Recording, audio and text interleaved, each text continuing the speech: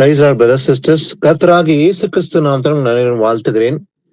இன்று நாம் வேதத்துல இருந்து முதல்ல ஒரு வசனத்தை வாசிக்கலாம். தானியேல் 12ஆம் அதிகாரம் 1-4 ஃபர்ஸ்ட் வாசிக்கலாம். தானியேல் 12 சாப்டர் 1-4. உன் ஜனத்தின் புத்திரருக்காக நிற்கிற பெரிய அதிபதியாகிய மிகாவேல் அக்காலத்திலே எழும்புவான். யாதொரு ஜாதியாரும் தோன்றினது முதல் அக்காலம் மட்டும் உண்டாயிராத ஆபத்து காலம் வரும். அக்காலத்திலே புஸ்தகத்தில் எழுதியிருக்கிறவர்களாக காணப்படுகிற உன் ஜனங்கள் அனைவரும் விடுவிக்கப்படுவார்கள். பூமியின் தூளிலே நித்திரை பண்ணுகிறவர்களாகிய அநேகரில் சிலர் நித்திய ஜீவனுக்கும் சிலர் நித்திய நிந்தைக்கும் இகழ்ச்சிக்கும் விழுத்து எழுந்திருப்பார்கள். ஆமேன். ஆமேன். இயேசு கிறிஸ்துவின் வருகையின் போது என்ன நடக்க போகுது? ஏன்னா தானியேல் தீர்க்க தரிசனமும் வெளிப்படுத்த தீர்க்க தரிசனமும் இந்த ரெண்டு புத்தகம் ஒன்றோடு ஒன்று இணைந்து இருக்குது. ஜோடி புத்தகம்னு சொல்லலாம். தானியேலுக்கு சொல்லப்பட்ட சில விஷயங்கள் வெளிப்படுத்த விஷயத்திலும் பார்க்க முடியும். இந்த தானியேல் புத்தகம் ரொம்ப முக்கியமான புத்தகம். இயேசு கிறிஸ்துடைய வருகைக்கு முன்பாக சில தீர்க்க தரிசன வசனங்கள் நிறைவேற வேண்டியதா இருந்தது. அதை குறித்து தான் அதிகமா தானியேலும் வெளிப்படுத்தலும் பார்க்கிறோம். இன்னைக்கு நாம இங்க வசனம் வாசிக்கிறோம் இல்லையா? பூமியின் தூளில் நித்திரை பண்ணுகளாகிய அநேகர் சிலர் நித்திய ஜீவனுக்கும் சிலர் நித்திய நிந்தைக்கும் இகழ்ச்சிக்கும் விழுத்து எழுந்திருப்பார்கள். இயேசு கிறிஸ்து வருகின் போது நடக்க வேண்டிய ஒரு சம்பவம் தான் இது. அவர் வரும்போது, அதாவது கர்த்தருக்குள் மரித்தவர்கள், சத்தியத்தின்படி நடந்து மரித்தவர்கள் அவங்க என்ன பண்ணுவாங்களா? நித்திய ஜீவன் அடையும்படி எழுந்திருப்பார்கள். சிலர் என்று எழுதப்பட்டிருக்குது. ஃபியூ என்றால் எல்லோரும் எழுந்து நித்திய ஜீவன் அடைய போவதில்லை என்பது இதன் மூலமாக அறிந்து கொள்ள முடியும். நாம் சிலர் நித்திய ஜீவனுக்காக எழுந்திருப்பார்கள். ஆனா ஒரு பக்க கூட்டம் நித்திய ஜீவன் அடையும்படி எழுந்திருப்பார்கள். அதே போல இன்னொரு கூட்டம் சிலர் நித்திய நிந்தைக்கு இகழ்ச்சிக்கும் விழுத்து எழுந்திருப்பார்கள். ரெண்டு விதமான கூட்டங்கள் எழுந்திருக்க போறாங்க. இயேசு கிறிஸ்து வருகும் போது இந்த பூமியில மரித்தவர்கள் அவர்கள் எழுந்திருக்க போறாங்க. இந்த ரெண்டு விதமான கூட்டம் யார் என்பதை இன்னைக்கு நாம் பார்க்க போறோம். இந்த ஒரு கூட்டம் யாரு? இவங்க எங்க செல்ல போறாங்க? இன்னொரு கூட்டம் எழுந்திருப்பாங்க. அவங்க எங்க போக போறாங்க என்று வேதாகம் மூலமாக நடக்க போற இந்த விஷயத்த நம்ம வேதாகம் மூலமா ஆராய்ந்து பார்ப்போம். இன்றைக்கு இப்ப நம்ம பார்த்தோம், பூமியின் தூளில் நித்திரை பண்ணுகள் என்று எழுதப்பட்டிருந்தது. அநேகர் சிலர் நித்திய ஜீவன் அடையும்படி எழுந்திருப்பாங்க. அப்ப நித்திய ஜீவனை பெற யார் எழுந்திருக்க முடியும்? நித்திய ஜீவன் அளிப்பேன் என்பதே அவர் நமக்கு செய்த வாக்கு தத்தம். அவர் தமக்காக காத்து கொண்டு ரட்சிப்பு அருளும்படி இரண்டாந்தரம் பாவம் இல்லாமல் தரிசனம் ஆவார் என்று எழுதப்பட்டிருக்குது. அப்போ யாரெல்லாம் இயேசு கிறிஸ்து வருவாரு, நான் காத்து இருப்பேன், ஆயத்தமா இருந்து காத்திருந்த புத்தி உள்ள கன்னிகைகளா இருந்தால் மட்டுமே நித்திய அடைய முடியும். சிலரதான் இருக்க போறாங்க. அதுவும் நம்ம அந்த கன்னிகை குறித்து அந்த ஊமையில பாக்குறோம் இல்லையா? புத்தி உள்ள 5 கன்னிகை, புத்தி இல்லாத 5 கன்னிகைகள். இது எல்லாமே சபையை குறிக்கிற ஒரு ஊமைதான். அந்த 10 கன்னிகையும் 10 விதமான சபையில இருக்கிற அந்த விசுவாசிகளை குறித்து சொல்லப்படுகிறது இல்லைங்களா? கன்னிகை என்பது சபை. அப்போ புத்தி உள்ளவர்கள் என்ன பண்ணாங்க? தூங்கினானும் விழுத்திருந்தாங்கன்னு சொல்லி பார்க்கணும். அப்போ ஒரே சபைதான். அந்த ஒரே சபைகளை இருக்கிற அந்த விசுவாசிகள் ஆவியானவர் துணையோடு வசனத்தை கை கொண்டு நடந்து முடிவு நிலைத்திருந்து காத்திருந்து இயேசு கிறிஸ்து வரைக்கும் காத்திருந்தால் அவர்கள் நித்திய ஜீவன் அடைவார்கள். புத்தி இல்லாதவர்கள் எண்ணெய் இல்லாம தூங்கிட்டாங்க என்று பார்க்க முடியும். அப்போ இயேசு கிறிஸ்து வரும்போது கூட புத்தி இல்லாதவர்கள் எப்படி இருப்பாங்களா? அதாவது விளக்கு இருக்கும், அவர் வருவார் என்று அறிந்து கூட நித்திரடைந்து, ஆவியில் நித்திரடைந்து அவர் தாமதிக்கிறார் என்று நினைத்து தூங்கி விடுவார்கள். தூங்கினவர்கள் அவர் வந்த பிறகு அந்த தேவராஜ பிரவேசிக்க முடியாம அவங்க தடைப்பட்டு போவாங்க. ஏன்னா கதவும் அடைக்கப்பட்டதை பார்க்கிறோம். இப்ப நம்ம பார்க்கிற இந்த முக்கியமான விஷயம், அதாவது பூமியில தூளில நித்திர அடைந்தவர்கள் அநேகர் நித்திய ஜீவனுக்கு எழுந்திருப்பாங்க. சிலர் நித்திய நிந்தைக்கும் இகழ்ச்சிக்கும் விழுத்து எழுந்திருப்பாங்க. இயேசு கிறிஸ்து வருகைக்கு முன்பாக 2000 வருஷமா ஒரு முக்கியமான ஒரு செய்தி இந்த 2000 வருஷமா அறிவிக்கப்பட்டிருந்தது. ஒரு காஸ்பல். யோவான் ஸ்நானகர் தொடங்கினார், மனம் திரும்புங்கள், பரலோக ராஜ்யம் சமீபமா இருக்கிறது என்று பிரசங்கம் பண்ணினான். பிறகு இயேசு கிறிஸ்து பிரசங்கம் பண்ணினார். இதே வார்த்தை தான் இயேசு கிறிஸ்து மத்தேயுல பார்க்க முடியும். அவரும் அதான் பிரசங்கம் பண்ணார். மனம் திரும்புங்கள், இது முதற்கொண்டு மனம் திரும்புங்கள், பரலோக ராஜ்யம் சமீபமா இருக்கு என்று பிரசங்கிக்க தொடங்கினார். யோவான் ஸ்நானன் தொடங்கினார், பிறகு இயேசு கிறிஸ்து தொடங்கினார், பிறகு சீஷர்களும் அதை செய்தாங்க. இந்த 2000 வருஷம் காலமா இயேசு கிறிஸ்து வரப்போகிறாரு, வருகைக்கு முன்பாக காலம் நிறைவேறிற்று, தேவட ராஜ்யம் சமீபமா இருக்கு என்று மனம் திரும்ப சொல்லி சுவிசேஷம் இந்த 2024 வருஷமா பிரசங்கம் பண்ணி கொண்டுதான் இருக்கிறாங்க. என்றால் காலம் சமீபமாயிற்று, time is at the end என்று சொல்லப்படுகிறது. இன்னைக்கல்ல, 2000 வருஷம் முன்பாக சொல்லப்பட்டது. அப்படின்னா சொல்லப்பட்டது நாள் முதற்கொண்டு தீர்க்க தரிசனங்கள் நிறைவேறி கொண்டு இருக்கிறதா? ஆம், தீர்க்க தரிசனங்கள் நிறைவேறி முடிகிற காலகட்டத்தில் நாம் இருக்கிறோம். வெளிப்படுத்தல் சொல்லப்பட்ட 5 முத்திரைகள், 5 எக்காலங்கள், 5 கோப கலசம் எல்லாமே நிறைவேறி இந்த 2000 வருஷ காலகட்டத்தில் நிறைவேறி முடிகிற காலகட்டம் தான் இருக்கிறோம். இன்னைக்கு நாம வாழ்கிற இந்த காலகட்டம் 7வது எக்கால காலத்துல வாழ்றோம். 7வது கோப கலசனை 7வது முத்திரையில் காலத்துல நம்ம எல்லாருமே வாழ்கிறோம். அப்போ தீர்க்கதரிசனம் நிறைவேறி முடிந்து இயேசுவின் வருகை காலகட்டத்தில் இருக்கிறோம். அப்போ காலம் சமீபமாயிற்று சொல்லப்பட்டது, இந்த 2000 வருஷம் முன்பாக சொல்லப்பட்டது இன்னைக்கு முடிவு காலத்துல வந்திருக்கிறோம். அப்ப இயேசு கிறிஸ்து வரும்போது இந்த 2 சம்பவம் நடக்கும் போது இதை இயேசு கிறிஸ்து நேரடியாகவே அது யூதர்களை பார்த்தா இதே விஷயத்த பேசுகிறார். வாசிக்கலாம், யோவான் 5ஆம் அதிகாரம் 27 29. அவர் மனுஷகுமாரனாய் இருக்கிறபடியால் நியாய தீர்ப்பு செய்யும்படிக்கு அதிகாரத்தையும் அவருக்கு கொடுத்திருக்கிறார். இதை குறித்து நீங்கள் ஆச்சரியப்பட வேண்டாம். ஏனென்றால் பிரேத குழிகளில் உள்ள அனைவரும் அவருடைய சத்தத்தை கேட்கும் காலம் வரும். அப்பொழுது நன்மை செய்தவர்கள் ஜீவனை அடையும்படி எழுந்திருக்கிறவர்களாகவும், தீமை செய்தவர்கள் ஆக்கினை அடையும்படி எழுந்திருக்கிறவர்களாகவும் புறப்படுவார்கள். ஆமென். ஆமென். அவர் மனுஷகுமாரராய் இருக்கிறபடியால் நியாய தீர்ப்பு செய்யும்படிக்கு அதிகாரத்தையும் அவருக்கு கொடுத்திருக்கிறார். அப்ப நியாய தீர்ப்பு செய்கிற அதிகாரம் யாருக்கு இருக்கு?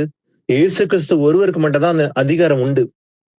அந்த அத்தாரிட்டி யாருக்கு இருக்குது? நியாய தீர்ப்பு செய்கிற அதிகாரம் இயேசு கிறிஸ்துக்கு மட்டும் தான் இருக்குது, இல்லைங்களா? அப்போ நியாய தீர்ப்பு செய்யும்படிக்கு அதிகாரத்தை அவருக்கு கொடுத்திருக்கிறார். அதை குறித்து நீங்கள் ஆச்சரியப்பட வேண்டாம்.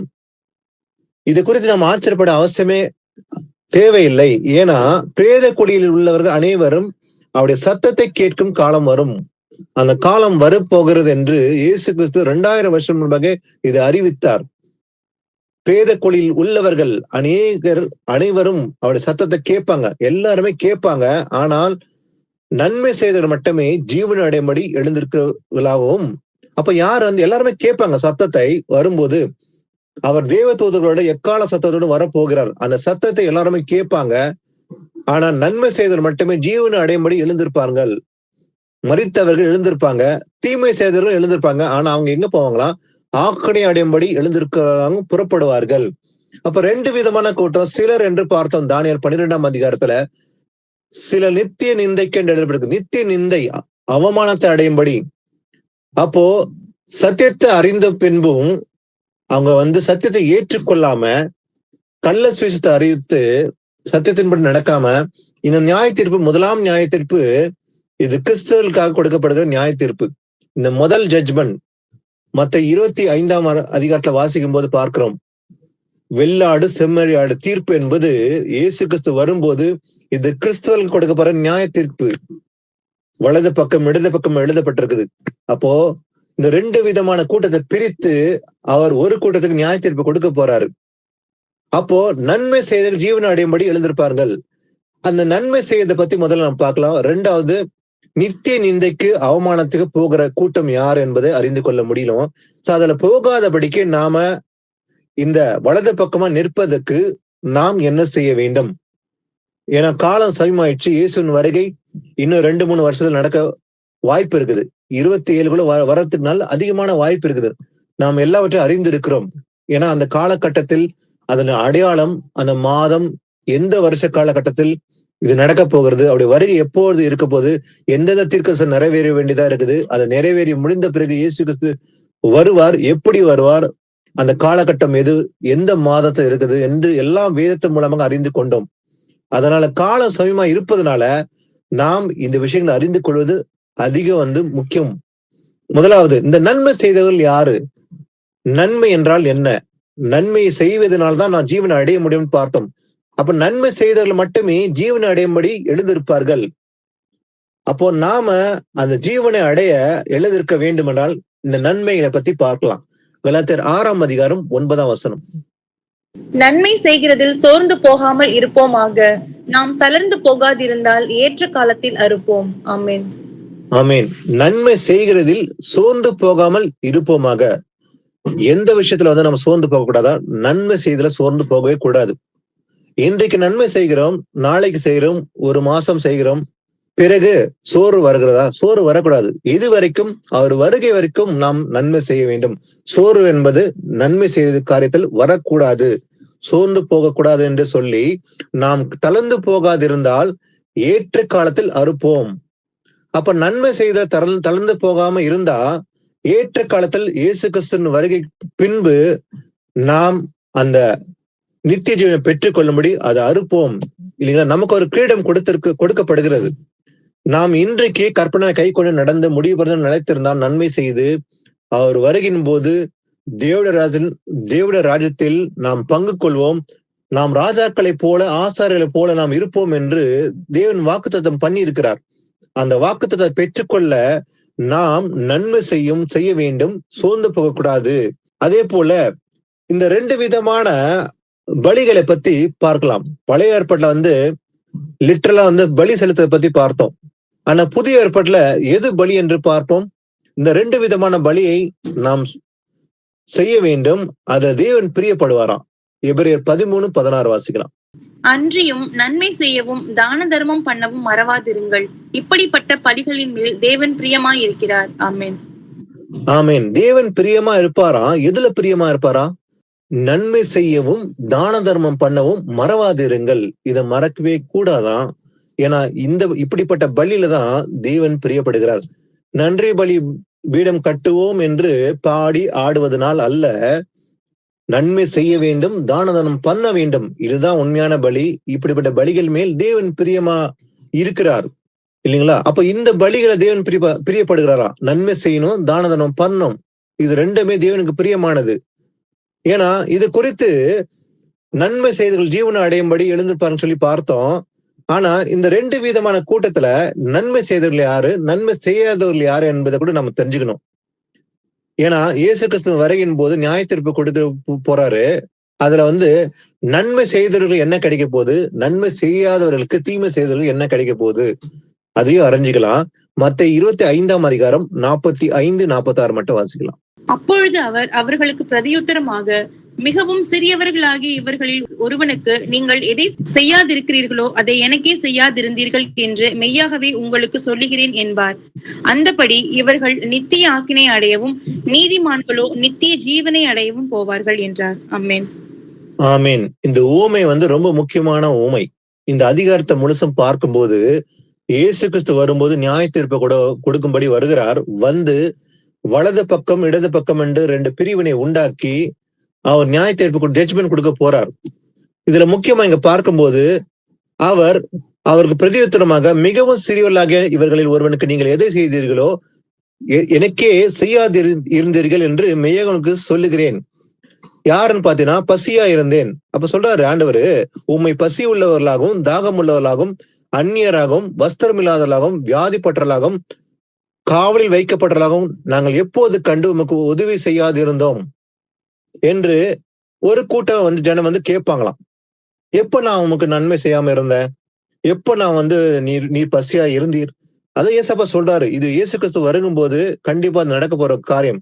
ஏன்னா நீங்கள் என்னை சேர்த்து கொள்ளவில்லை, வஸ்திரம் இல்லாதிருந்தேன், நீங்கள் எனக்கு வஸ்திரம் கொடுக்கவில்லை, வியாதி உள்ளவர்களாகவும் காவலில் வைக்கப்பட்டவர்களாகவும் இருந்தேன், நீங்கள் என்னை விசாரிக்க வரவில்லை என்று ராஜா கூறுகிறார். இயேசு கிறிஸ்து கூறுவார். இப்படிதான். அப்ப இவங்க கேட்பாங்க, ஒரு கூட்ட மக்கள், நீங்க எப்போ வந்து பசியா இருந்தீங்க? அதுதான் ஏசப்பா சொல்றாரு, அவர்கள் பிரதியுத்தரமாக, மிகவும் சிறியவர்களாகிய இவர்களில் ஒருவனுக்கு நீங்கள் எதை செய்தீர்களோ. அப்போ ஒருத்தர் பசியா இருக்கிறானா, அந்த பசி உடலுக்கு ஆகாரம் கொடுக்கும்போது அது யாருக்கு கொடுத்ததா? இயேசு கிறிஸ்து கொடுத்ததாக வந்து நம்ம பார்க்கிறோம். ஆனா இன்னைக்கு கள்ளத்தனமா இதை ட்விஸ்ட் பண்ணி தான் இன்னைக்கு போதகம் பண்றாங்க. அப்போ பசியா இருக்கிறது, போஜனம் கொடுக்கிறது, வஸ்திரம் இல்லாத கொடுக்கிறது எல்லாமே ஒரு போதகர் குறித்து என்று சொல்லப்படுகிறது தவறு. அப்ப பசி உள்ளவன் யாரோ அவனுக்கு கொடுக்கறதுதான் இயேசு கிறிஸ்து கொடுத்தது மாதிரி இல்லைங்களா? ஒருத்த பசியா இருக்கிறான், ஆகாரம் கொடுத்தா அது இயேசு கிறிஸ்து கொடுத்தது போலதான் இங்க வசனம் இருக்குது. அப்ப வஸ்திரம் இல்லாத ஒருத்தர் இருக்கிறான், வஸ்திரத்தை கொடுத்தா அது இயேசு கிறிஸ்து கொடுத்தது மாதிரி. அதான் இயேசு கிறிஸ்து நேரடியா சொல்லுகிறார் ஊமையலாக. ஏன்னா சொல்றாரு இயேசப்பா, மிகவும் சிறியவர்களாக இவர்களில் ஒருவனுக்கு நீங்கள் எதை செய்தீர்களோ அது எனக்கே செய்தீர்கள் என்று மெய்யாகவே உங்களுக்கு சொல்லுகிறேன். அப்ப செய்யாவிட்டால் என்ன பண்ணுவாரு? அந்தபடி இவர்கள் நித்திய ஆக்கினை அடையவும். அப்ப பசியா இருக்குன்னு ஆகாரம் கொடுக்கல, வஸ்திரம் இல்ல வஸ்திரமே கொடுக்கல, காவலில் வைக்கப்பட்ட விசாரிக்கல, வியாதி நம்ம கண்டுக்கவே இல்லை. அப்படி இருந்தா அவனை பார்த்து சொல்றாரு, இவர்கள் நித்திய ஆக்கனை அடையவும் அதே போல நீதிமான்களோ நித்திய ஜீவன் அடையவும் போவார்கள். அப்ப நீதிமான் யார சொல்ல முடியும்? அப்போ இயேசு கிறிஸ்து சொல்கிற வசனத்தை கை கொண்டு நட, தேவனுடைய நீதிவன் ராஜன் தேடுங்கள் சொன்னார் இயேசு கிறிஸ்து. தேடி அதை கை கொண்டு நடந்தால் மட்டுமே அவங்க தான் நீதிமான்கள். நீதிமான்கள் என்பது வெளித்தொற்றில் காண்பிக்கிற ஒரு காரியம் அல்ல. நீதியை படிப்பிக்கிறது தான் நீதி இல்லைங்களா? நீதிமான் யார சொல்ல முடியும்? நீதியை படிப்பித்தால் அவன் நீதிமான். நீதியை கேட்கறதுனால அவன் மாற்றம் அல்ல, அதை படிப்பிக்கணும். அப்ப தேவனுடைய நீதியை கேட்டு அந்த நீதியை நாம் நடப்பித்தால் நாம் நீதிமான்களை நடப்போம். அவன் வசனத்தை கை கொண்டு நடப்பான், அவன் மட்டும் நித்திய ஜீவன் அடைவான்னு சொல்லி இருக்குது. அப்ப ரெண்டு வித கூட்டத்துல ஒரு கூட்டம் நித்திய ஆக்கினை, எட்டர்னல் பனிஷ்மெண்ட், எவர்லாஸ்டிங் பனிஷ்மெண்ட் என்றால் அதுக்கு முடிவே இல்லை. அப்போ இயேசு கிறிஸ்து வரும்போது நியாயத்தீர்ப்பு, ஜட்ஜ்மெண்ட்ல நியாயத்தீர்ப்பு கொடுப்பார். அது பனிஷ்மெண்ட் எப்படி இருக்குமா? அந்த தண்டனை நித்தியமா இருக்க போது, அதுக்கு முடிவே இல்லாத ஒரு தண்டனையா இருக்க போதாம். ஆனா நீதிமானுக்கு என்ன கிடைக்க போது? நித்திய ஜீவன் அடையவும். அப்போ தானியேல சொல்லப்பட்ட வசனம், அதே போல யோவான்ல இயேசு கிறிஸ்து பேசின வசனமும் கூட பாத்தீங்கன்னா அநேகர் எழுந்திருப்பாங்க, சிலர் என்று சொல்லப்பட்டிருந்தது. Some to everlasting life and some to everlasting shame. சிலர் நன்மையை செய்தவர்கள் ஜீவன் அடையும்படி, தீமை செய்தவர்கள் அவமானப்படும்படி எழுந்திருப்பாங்கன்னு சொல்லி பார்த்தோம். இப்போ நம்ம நன்மை செய்த பத்தி பார்த்தோம். இன்னொரு வசனம் வாசிக்கல, எபேசியர் 2ஆம் அதிகாரம் 10ஆம் வசனம், எபேசியன்ஸ் 2:10. ஏனெனில் நற்கிரைகளை செய்கிறதற்கு நாம் கிறிஸ்து இயேசுவுக்குள் சிருஷ்டிக்கப்பட்டு தேவனுடைய செய்கையா இருக்கிறோம். அவைகளில் நாம் நடக்கும்படி அவர் முன்னதாக அவைகளை ஆயத்தம் பண்ணி இருக்கிறார். ஆமென். பாருங்க, நற்கரைகளை செய்கிறதுக்கு நாம் கிறிஸ்து இயேசுக்குள் சிருஷ்டிக்கப்பட்டிருக்கிறோம். அப்போ நாம நன்மை செய்யணும், அது நற்கிரையினால காண்பிக்கணும். ஆனா இயேசு கிறிஸ்து பாருங்க என்ன சொல்றாரு? அது செய்யும்படி நம்மளை சிருஷ்டித்து இருக்கிறாராம். அப்ப நன்மை செய்யணும், நற்கிரையை செய்யணும் என்பதற்காகவே கிறிஸ்து இயேசுக்குள் நாம் சிருஷ்டிக்கப்பட்டு இருக்கிறோம். அப்ப இயேசு கிறிஸ்து முன்னதாகவே இந்த உலகம் தோன்றதுக்கு முன்பே நம்மை அறிந்திருக்கிறார், நம்ம தெரிந்து கொண்டிருக்கிறார் இல்லைங்களா? அப்ப நமக்கு முன்னாகவே இயேசு கிறிஸ்து நன்மை செய்யணும், நற்கிரைகளை செய்யணும் என்பதற்காகவே இயேசுக்குள்ள சிருஷ்டிக்கப்பட்டு தேவனுடைய செய்கையா இருக்கிறோம். அதே போல அவைகளில் நாம் நடக்கும்படி அவர் முன்னதாக அவைகளை ஆயத்தம் பண்ணியிருக்கிறார். அப்ப நன்மை செய்து நற்கிரை செய்யணும் என்பதற்காகவே நம்ம சிருஷ்டிக்கப்பட்டிருக்கிறோம் இயேசு கிறிஸ்துக்குள்ள. அதை முன்னதாகவே அவர் ஆயத்தம் பண்ணி இருக்கிறாராம். அப்படின்னு நாம் அறியவில்லை. நன்மை என்ன தெரியாதுன்னு சொல்ல முடியுமா? கண்டிப்பா சொல்ல முடியாது. ஏன்னா முன்னதாகவே ஆயத்தம் பண்ணி இயேசுக்குள்ளாக, கிறிஸ்து இயேசுக்குள்ளாக நாம் நற்கிரை செய்ய சிருஷ்டிக்கப்பட்டிருக்கிறோம் என்று வேதவாக்கியம் கூறுகிறது. வாசிக்கலாம், நீதிமொழிகள் 3ஆம் அதிகாரம் 27-28. நன்மை செய்யும்படி உனக்கு திராணி இருக்கும் போதும் அதை செய்யத்தக்கவர்களுக்கு செய்யாமல் இராதே. உன்னிடத்தில் பொருள் இருக்கையில் உன் அயலானை நோக்கி நீ போய் திரும்பி வா, நாளைக்கு தருவேன் என்று சொல்லாதே. ஆமென். நன்மைனாக்கா அது கிரியையினால் காண்பிக்கணும். கிரியை இல்லாத விசுவாசம் செத்துதா இருக்குது என்று பார்க்கிறோம் யோகோபுல இல்லைங்களா? விசுவாசம்னா அது கிரியையினால் காண்பிக்கணும். அப்போ ஆபிரகாம் விசுவாசின் தகப்பன் என்று எப்படி சொல்றோம்? அவர் அந்த விசுவாச கிரியையினால் காண்பிச்சார். அதனாலதான் விசுவாசின் தகப்பன் என்று நாம் கூறுகிறோம். இப்போ ஆபிரகாம் விசுவாசத்தான் அது அவனுக்கு நீதியாக எண்ணப்பட்டது என்று பார்க்கிறோம் இல்லைங்களா? அப்போ விசுவாச கிரியையினால் காண்பிக்கணும். அதே போல நன்மை செய்யும்படி உனக்கு திராணி இருக்கும்போது, எனக்கு நன்மை செய்கிற அந்த திராணி இருக்குது, இருந்தாலும் கூட அதை செய்யத்தக்கவர்களுக்கு செய்யாமல் இராதே. அப்ப நன்மை செய்ய திராணி இருந்தா அதை செய்யத்தவர்களுக்கு செய்யாம இருக்க கூடாதான். ஏன்னா உன்னிடத்தில் பொருள் இருக்கையில் உன் அயலானை நோக்கி நீ போய் திரும்பி வா, நாளைக்கு தருவேன் என்று சொல்லாதே. ஏன்னா இதுதான் பாவம்.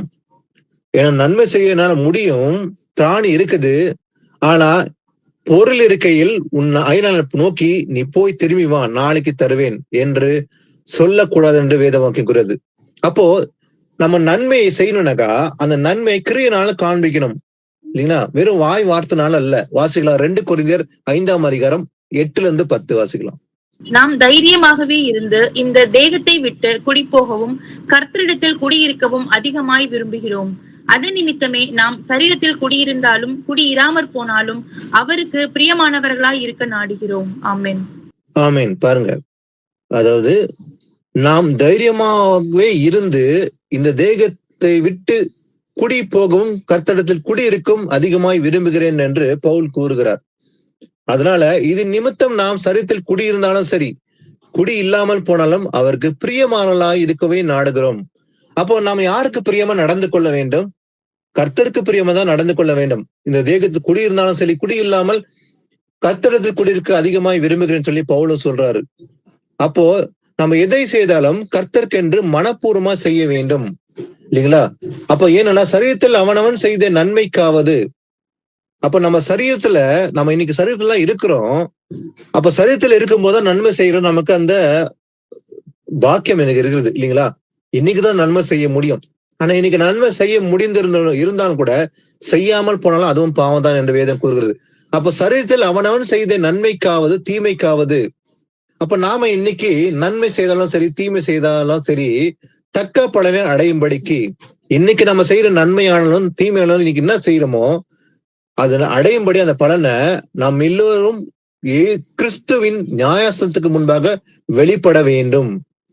அப்போ இயேசு கிறிஸ்து வரும்போது அவர் நியாயாதிபதியாக வீற்றிருப்பார். அப்ப இன்னைக்கு நாம என்ன செய்யறோமோ, நன்மையா தீமையா, இதுக்கு தான பலன் அடையும்படி யாருக்கு முன்பாக நிற்க வேண்டுமா?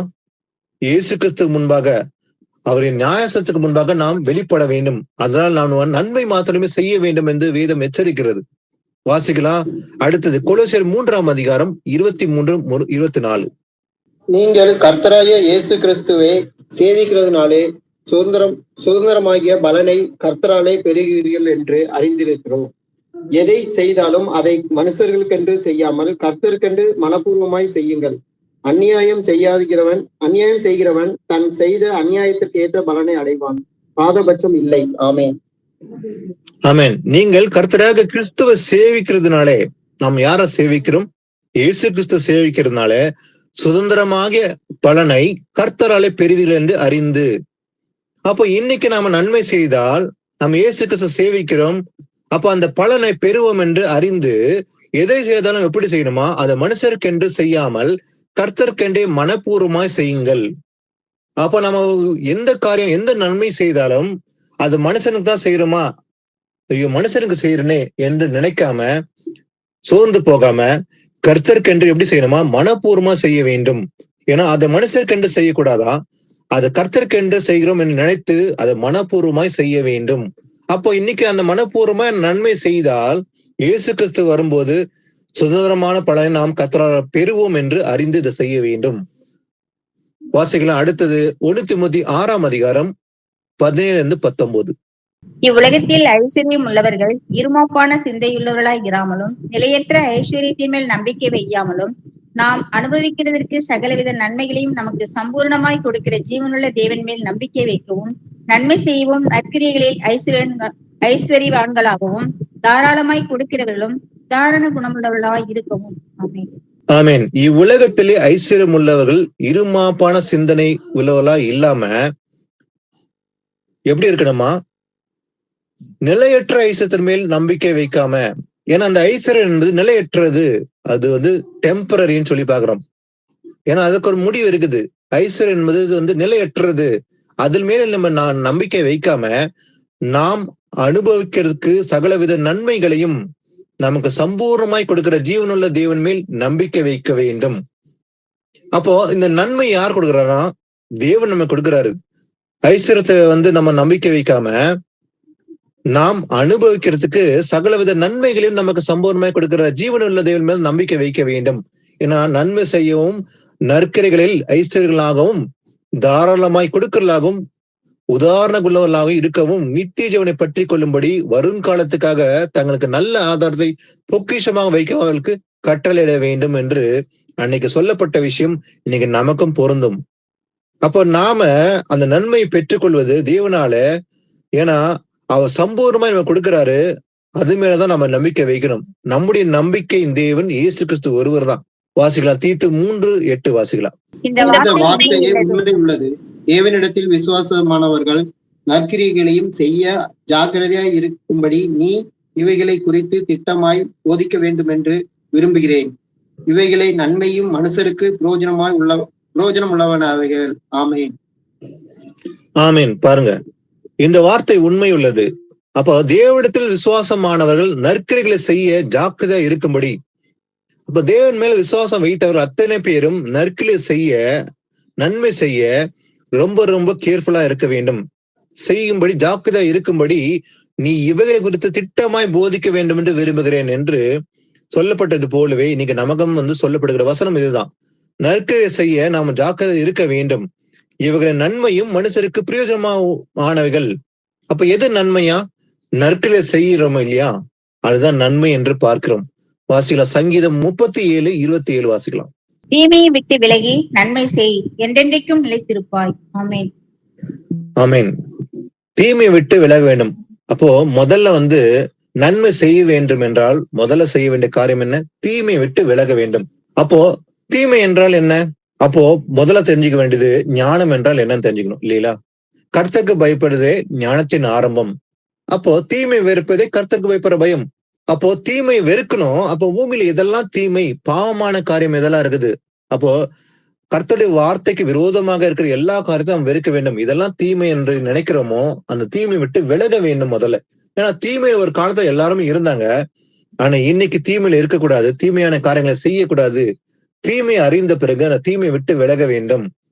பிறகுதான் நன்மை செய்ய முடியும். அப்ப தீமை விட்டு விலகி நன்மை செய்து என்றென்றைக்கும் நிலைத்திருப்பாய். அப்ப தீமை விட்டு விலகி விட்டு நன்மை செய்தால் எப்படி இருப்போமா? என்றென்றைக்கும் நிலைத்திருப்போம். இன்னைக்கு மாத்திரமல்ல, இயேசுவின் வருகை பின்பு சதா காலமும் அவரோட நம்ம என்றென்றைக்கும் அவரோட கூட அவருடைய ராஜ்யத்தில் நிலைத்திருக்க முடியும். இன்னைக்கு நம்ம நன்மை செய்தால் தீமை விட்டு என்றென்றைக்கு நிலைத்திருப்போம் என்று வேதம் கூறுகிறது. அதே போல நன்மை செய்ய நாம என்ன பண்ணோமா? மனப்பூர்வமா செய்ய வேண்டும் சொல்லி பார்த்தோம். அதே போல நம்ம சத்துருக்களை சிநேகிக்க வேண்டும். வாசிக்கலாம், லூக்கா 6:35 வாசிக்கலாம். உங்கள் சத்துருக்களை சிநேகியுங்கள், நன்மை செய்யுங்கள், கைமாறுதல் கடன் கொடுங்கள், அப்பொழுது உங்கள் பலன் மிகுதியாய் இருக்கும். உன்னதமானவருக்கும் நீங்கள் பிள்ளைகளாய் இருப்பீர்கள். அவர் நன்றி உள்ளவர்களாகவும் துரோகிகளுக்கும் நன்மை செய்கிறவரே. ஆமேன். கிரியையுள்ள விசுவாசம் என்று பார்த்தோம். அந்த விசுவாசம் கிரியினால் காண்பிக்க வேண்டும் என்பதை இங்க பார்க்கிறோம். அப்ப உங்கள் சத்துருக்களை சிநேகிக்க வேண்டும்.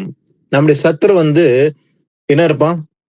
நமக்கு விரோதமா இருப்பான். எப்பவுமே நம்ம பேசுகிற வார்த்தைக்கு விரோதமா இருப்பான், சத்தியத்துக்கு விரோதம் நடப்பான். ஆனாலும் நம்ம என்ன பண்ணோமா? சிநேகிக்க வேண்டும்.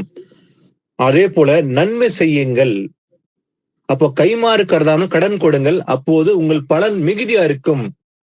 பாருங்க, இப்படிப்பட்ட கிரியை நம்ம நடப்பிக்க வேண்டும். எப்படிப்பட்ட கிரி? கைமாற்று கருதாமல் கடன் கொடுப்பது ஒரு நன்மைதான். ஒருத்தருக்கு குறைச்சல் இருக்குதுன்னா நம்ம நன்மை செய்ய வேண்டும் என்று பார்த்தோம். இன்னைக்கு போயிட்டு நாளைக்கு வா என்று சொல்லுவோமா? இல்ல, அது விசுவாசம் அல்ல, அது கிரியை இல்லாத விசுவாசம். அப்போ நம்ம நன்மை செய்யும் போது கைமாறு கருதாம கடன் கொடுங்கள் என்று சொல்லப்பட்டது போலவே அப்போது உங்கள் பலன். அப்ப இன்னைக்கு இந்த நன்மை செய்தால் நம்ம பலன் எப்படி இருக்குமா? மிகுதியா இருக்கும். உன்னதமானவருக்கு நீங்கள் பிள்ளையா இருப்பீங்க. அவர் நன்றி அறியாதவர்களுக்கும் துரோகிகளுக்கும் நன்மை செய்தாரே. இயேசு கிறிஸ்து பாருங்க, அவரு நல்லவர் இல்லைங்களா? அவர் பூமியில நன்மை செய்யும்படி சுற்றி திரிந்தார். ஆனா அவர் நன்றி அறியாதவர்களுக்கு தான், துரோகிகளுக்கு தான் அவர் நன்மை செய்தார். ஆனா இயேசு கிறிஸ்து விரோதமாக தீமை செய்தாங்க அநேகர், துரோகம் பண்ணினார்கள். ஆனாலும் கூட துரோகிகளுக்கும் நன்றி அறியாதவர்களுக்கும் இயேசு கிறிஸ்து நன்மை செய்தாராம். இயேசு கிறிஸ்து இந்த பூமியில இருக்கும்போது கூட அவர் நன்மை செய்யும்படி சுற்றி திரிந்தாராம். எப்படிப்பட்ட நன்மை? அந்த நன்மையும் பார்க்கலாம். அப்போஸ்தலர் 10:38. நசரேயனாகிய இயேசுவை தேவன் பரிசுத்த ஆவியினாலும் வல்லமையினாலும் அபிஷேகம் பண்ணினார். தேவன் அவரோடு கூட இருந்தபடியினால் அவர் நன்மை செய்கிறவராயும் பிசாசின் வல்லமையில் அகப்பட்ட யாவரையும் குணமாக்குகிறவராயும் சுற்றித் திரிந்தார். ஆமென்.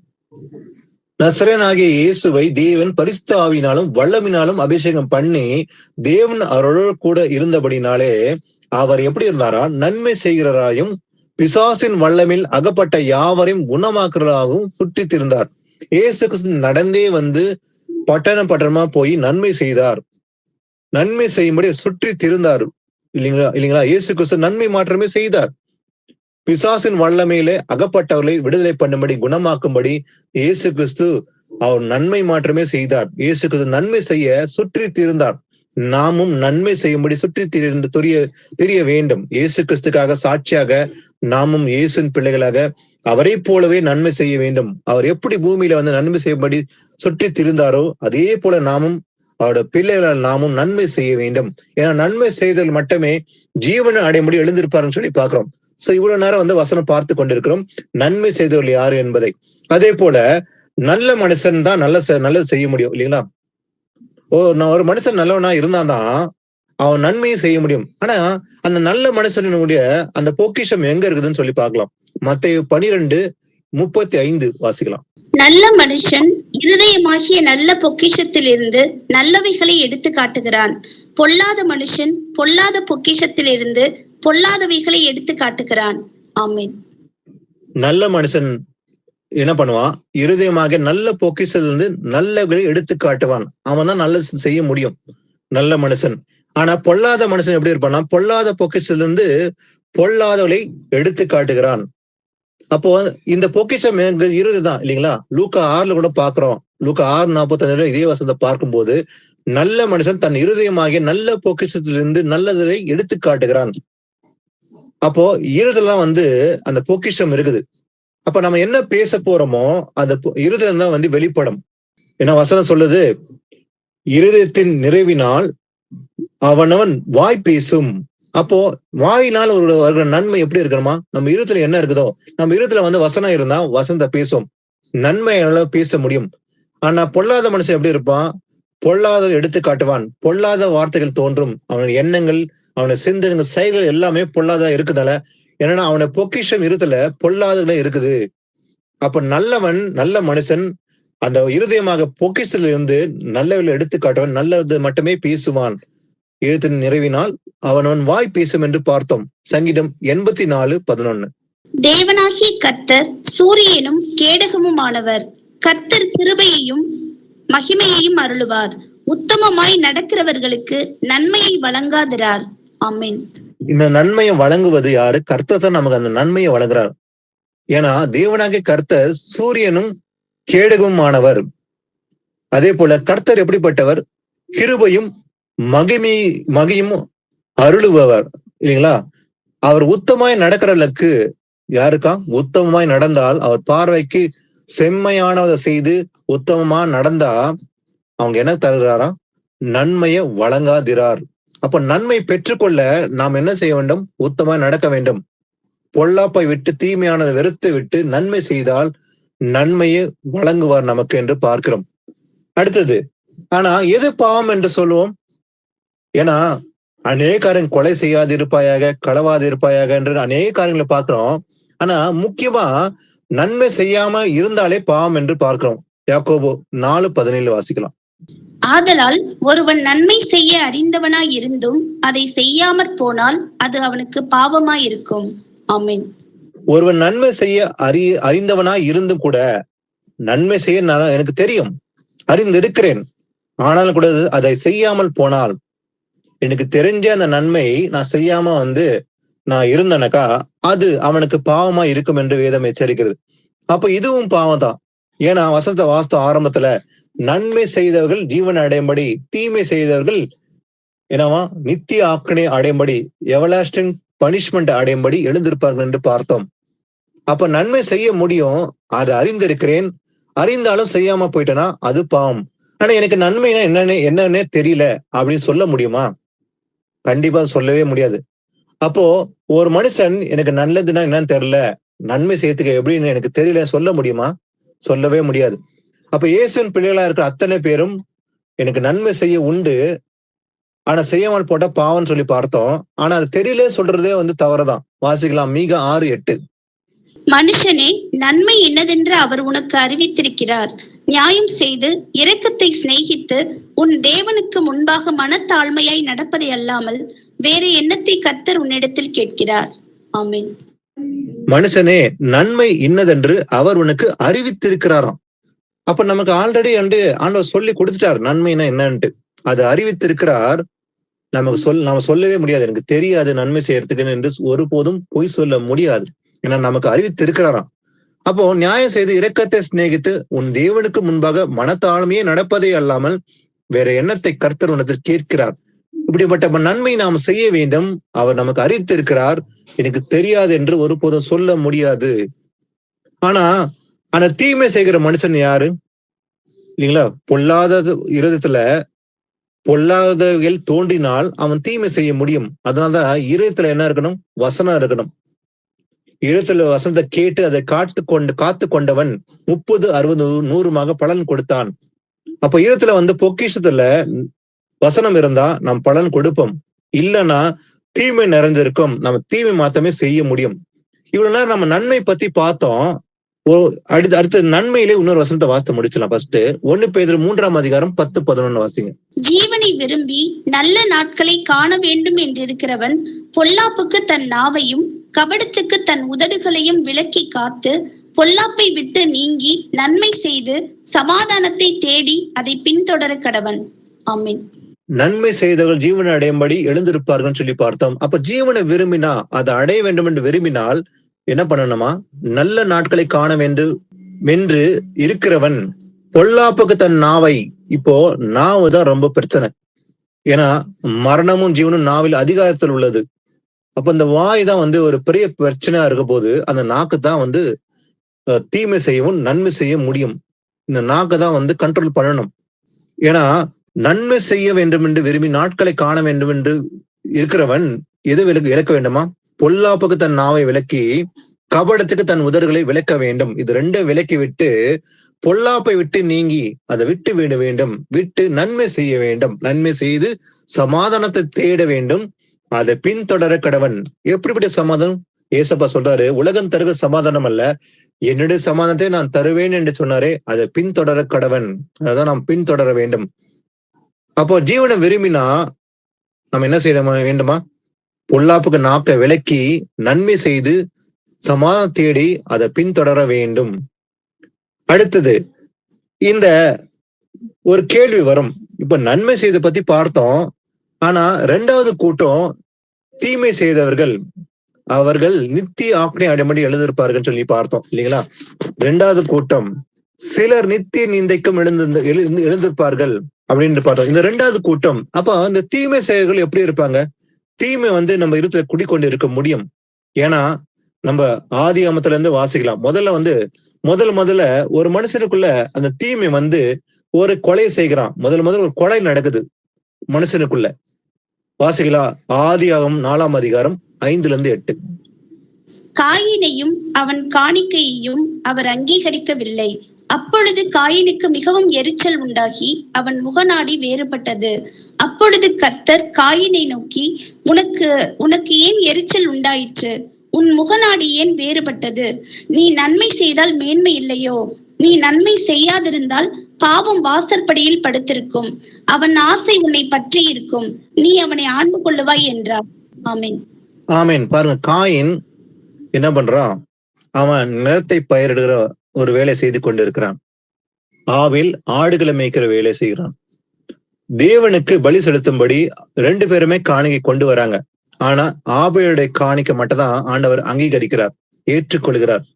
ஏன்னா ஆபேல் தன் முழு இதத்தோட ஆண்டவர் காணிக்கை செலுத்துகிறான். சிறந்த காணிக்கை, பெஸ்ட் ஆஃபரிங் தான் ஆபேல் கொடுக்கிறான். ஆனா காயின் எரிச்சலோட தான் அந்த காணிக்கப்படுகிறார். அதனால ஆண்டவர் நிராகரிக்கிறாரு, அதாவது ரிஜெக்ட் பண்ணிடுறாரு. அப்ப காயினையும் அவன் காணிக்கையும் அவர் அங்கீகரிக்கவே இல்லை.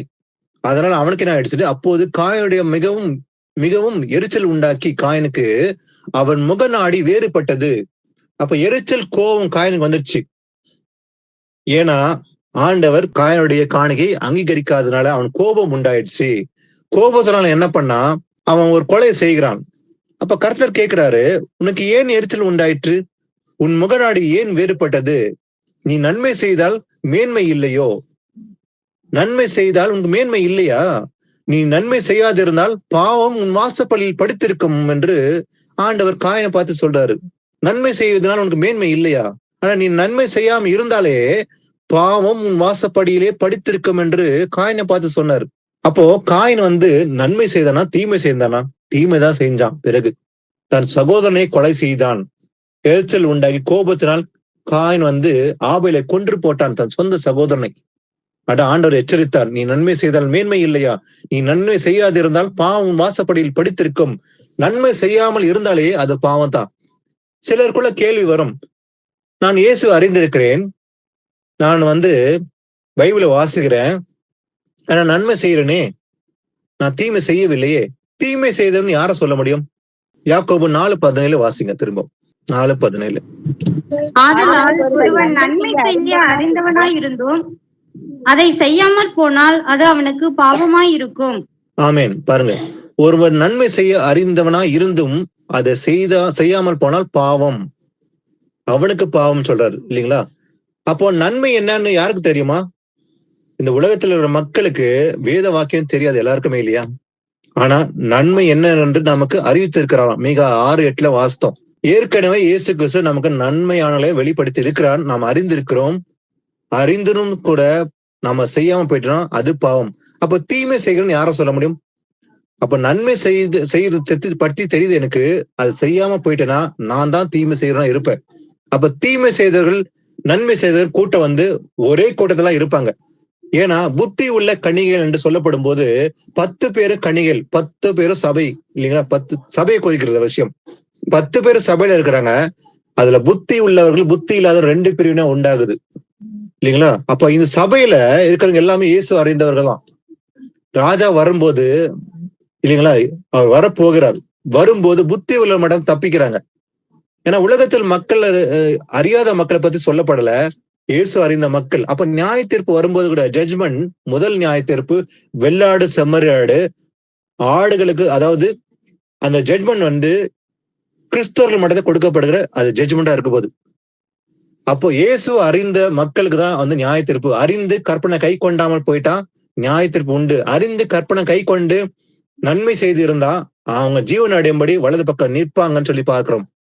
இப்ப நம்ம பார்த்தோம், தீமை செய்வது எதுனாக்கா நன்மையை அறிந்து கூட செய்யாம போயிட்டா அதுதான் தீமையா இருக்க போகுது. ஏன்னா காயின் நன்மை செய்யறதுக்கு பதிலாக அவன் தீமை செய்தான். அதை ஆண்டவர் முன்னமே எச்சரித்தார் இல்லையா? நன்மை செய்தவனுக்கு மேன்மை இல்லையோ? நீ நன்மை செய்யாதிருந்தால் பாவம் வாசப்படியில் படித்திருக்கும் என்று எச்சரித்தும் கூட அவன் தீமை செய்து விட்டான். ஆனா அந்த தீமை செய்தவர்கள் என்ன நடக்கும்? அவர்கள் நித்திய ஆக்கணி அடையும்படி எழுந்திருப்பார்கள். மத்த 25 வாசிக்கும் போது நியாய தீர்ப்பு பத்தி சொல்லப்படுகிறது. அப்ப கேக்குறாங்க ஆண்டவர்கிட்ட, ஆண்டவர் நீங்க எப்போ பசியா இருந்தீங்க, எப்போ நீங்க வஸ்திரம் இல்லாத இருந்தீங்க? அவங்க கேட்பாங்களா? யாரு?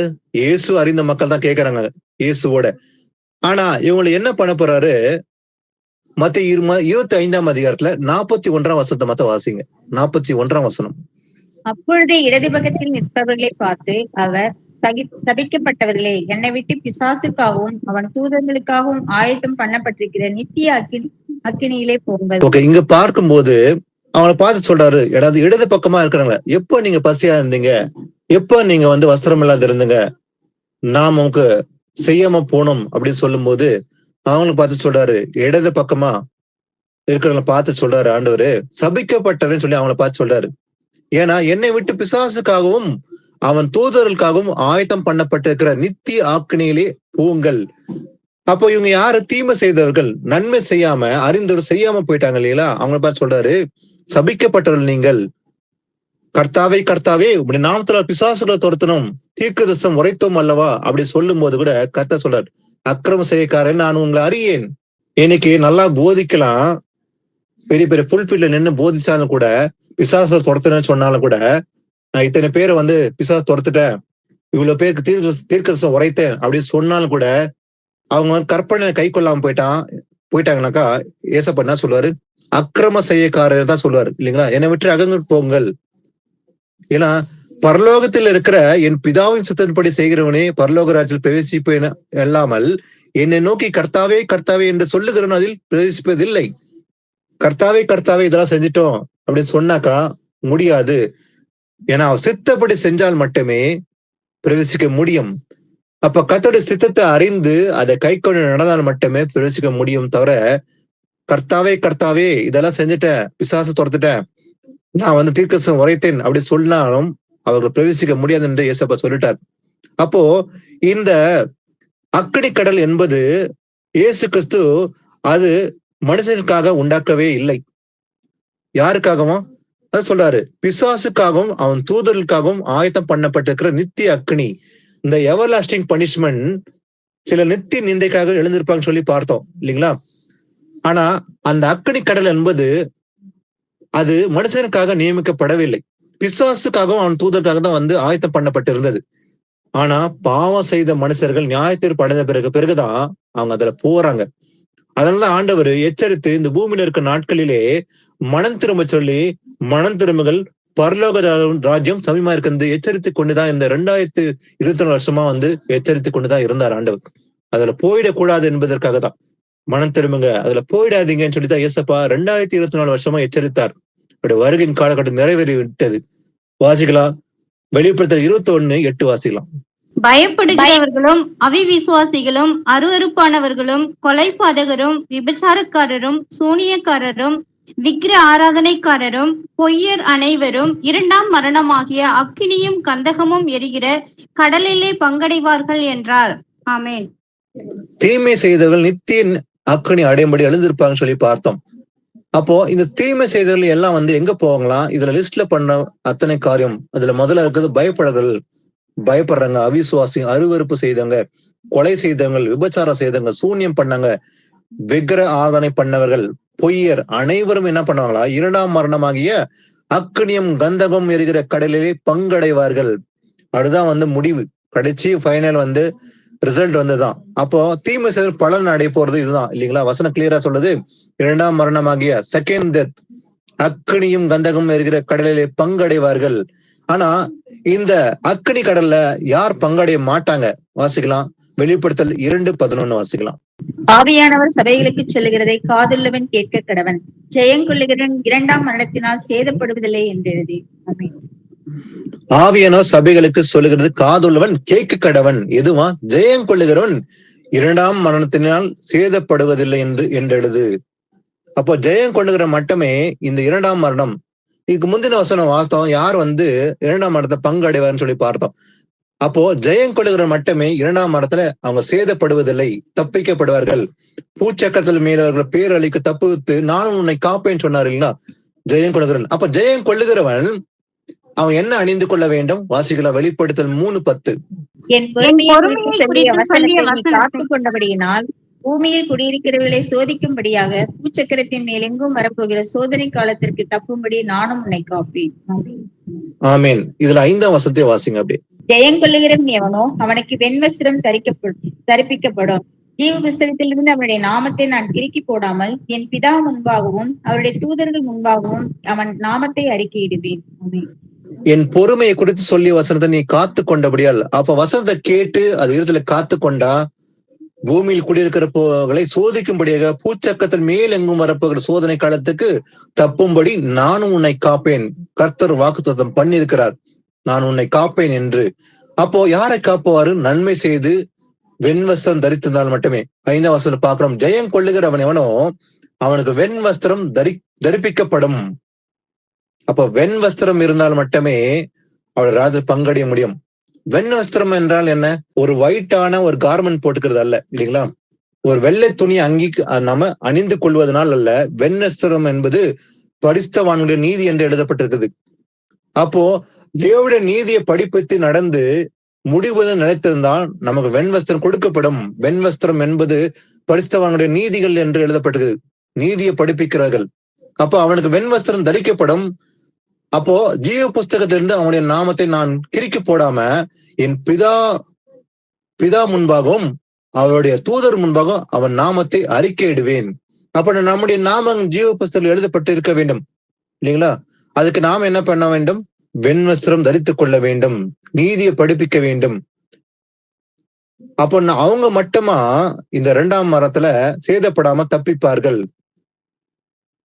என்று பார்த்தோம். 1 யோவான் 5ஆம் அதிகாரம் 4-5 வாசிக்கலாம். தேவனால் பிறப்பதெல்லாம் உலகத்தை ஜெயிக்கும், நம்முடைய விசுவாசமோ உலகத்தை ஜெயிக்கிற ஜெயம். இயேசுவை தேவனுடைய குமாரன் என்றும் விசுவாசிக்கிறவன் என்றோ உலகத்தை ஜெயிக்கிறான் யார்? ஆமேன். ஆமேன். பாருங்க, தேவனால் பிறந்தவன் எவனும் பிறந்ததெல்லாம் உலகத்தை ஜெயிக்குமா? ஜெயம் கொள்ளுகிறன்னு யார சொல்ல முடியும்? தேவனால் பிறந்ததெல்லாம் உலகத்தை ஜெயிக்குமா? நம்முடைய விசுவாசமே உலகத்தை ஜெயிக்கிற ஜெயம். அப்ப ஜெயம் என்பது என்ன? நம்முடைய விசுவாசம் தான். தேவனால பிறந்தவன் உலகத்தை ஜெயிப்பான். அப்ப இயேசுவானா தேவனுடைய குமாரன் என்று விசுவாசிக்கிறவன் என்று உலகத்தை ஜெயிக்கிறவன் யார்? அப்ப இயேசு தான் தேவனுடைய குமாரன் என்று விசுவாசிக்கிறவன் தான் உலகத்தை ஜெயிக்கிறவன், உலகத்தை ஜெயிக்கிறவன் என்று பார்த்தோம். அப்ப ஜெயம் கொள்ளுகிறன்னு யார சொல்ல முடியும்? அவன் மட்டும் தான் இங்க பார்க்கிறோம். அடுத்தது, ஆனா யாரெல்லாம் இந்த நித்திய ஆக்கினை அடைவாங்க என்று 2 விதமான ஒரு கூட்டத்தை பார்க்கலாம். மத்திய 22ஆம் அதிகாரம் 10-13. அந்த ஊழியக்காரர் புறப்பட்டு வழிகளிலே போய் தாங்கள் கண்ட நல்லார் பொல்லார் யாவரையும் கூட்டிக் கொண்டு வந்தார்கள். கல்யாண சாலை விருந்தாளிகளால் நிறைந்தது. விருந்தாளிகளை பார்க்கும்படி ராஜா உள்ளே பிரவேசித்த போது கல்யாண வஸ்திரம் தரித்திராத ஒரு மனுஷனை அங்கே கண்டு, சிநேகிதனே, நீ கல்யாண வஸ்திரம் இல்லாதவனாய் இங்கே எப்படி வந்தாய் என்று கேட்டான். அதற்கு அவன் பேசாமல் இருந்தான். ஆமென். பாருங்க, ராஜாவுடைய அவருடைய குமாரனுக்கு ஒப்பாயிருக்கிற ஒரு ஊமை இங்க பாக்குறோம் இல்லைங்களா? இது இயேசு கிறிஸ்துவின் வருகையின் போது நடக்கிற ஒரு ஊமை. இயேசு கிறிஸ்துடைய வருகையின் போது கூட அவர் முன்னதாக அழைப்பு விடுக்கிறார். பாருங்க, அவருடைய குமாரனுடைய கல்யாணத்துக்கு, ராஜாவுடைய குமாரனுடைய கல்யாணத்துக்கு ஒரு அழைப்பு கொடுக்கிறார் ஆண்டவர், அதாவது ராஜா இல்லைங்களா? இன்விடேஷன் கொடுக்கிறாரு. இன்விடேஷன் கொடுக்கும் போது அவங்க என்ன பண்றாங்க? ராஜா சொல்றாரு, இதோ என் விருந்தை ஆயத்தம் பண்ணினேன், என் எருதுகள் கொழுத்து ஜந்துகளும் அடிக்கப்பட்டது, எல்லாம் ஆயத்தமா இருக்கிறது, கல்யாணத்துக்கு வாருங்கள் என்று அழைக்கப்பட்டவர்களுக்கு சொல்லுங்கள் என்று சொல்லும் போது அழைக்கப்பட்டவர்கள் என்ன பண்றாங்க? அதை கேட்டு அசட்டை பண்ணி, அப்ப கேட்கிற அத்தனை பேரும் என்ன பண்றாங்க? அழைக்கப்பட்டவர்கள் அசட்டை பண்ணினார்கள் என்று பார்க்கிறோம். அசட்டை பண்ணி விட்டு ஒருவன் தன் வயலுக்கும் ஒருவன் வியாபாரத்துக்கும் போய் விட்டான். இன்னைக்கு அசட்டை பண்ணினவர்கள் யாருன்னு சொல்லி பார்க்க முடியும்? புத்தி இல்லாத அந்த 5 கன்னிகள் தான் இப்படிதான் இருப்பாங்க. அசட்டை பண்ணுவாங்க. ஒருவன் தன் வயலுக்கும் ஒருவன் வியாபாரத்துக்கும் போய் விட்டான். அழைப்பு கொடுக்கிறார் ஆண்டவர், அழைக்க ஏற்றுக்கணும் மனதில்லாமல் தன் வழிகளே எல்லாம் போறாங்க. ஆனா என்ன நடக்குது? கடைசியில அவர் மறுபடியும் அவங்க அபாத்திரம் போயிட்டாங்கன்னு சொல்லி வீதியில போய் மறுபடியும் அழைக்கும்படி அந்த வேலைக்கான அனுப்புறாரு. அவன் போய் கூப்பிட்டுட்டு வரான். கல்யாண சாலம் நிறைந்திருக்கிறது. நிறைந்த பிறகு விருந்தாளிகளை பார்க்கும்படி ராஜா உள்ள வராரு. வரும்போது என்ன நடக்குது? கல்யாண வஸ்திரம் தரித்திராத ஒரு மனுஷனை பார்த்து என்ன பண்றாரு? நீ கல்யாண வஸ்திரம் இல்லாதவனா இங்க எப்படி வந்தா என்று கேட்கும் போது அதற்கு அவன் பேசாமல் இருந்தான். இயேசுவின் வருகை தான் நடக்க போகுது. வஸ்திரம் இல்லாத நம்ம ராஜ்யத்துக்குள்ள பிரவேசிக்க முடியாது. அதான் நம்ம பார்த்தோம் இல்லைங்களா? வெண் வஸ்திரம் தரித்திருக்க வேண்டும், பரிசுத்தவான நீதி என்று பார்த்தோம். அது இல்லாவிட்டால் அவர் ராஜ்யத்தில் பிரவேசிக்க முடியாது. அப்படிப்பட்ட என்ன பண்ணார் ஆண்டவர்?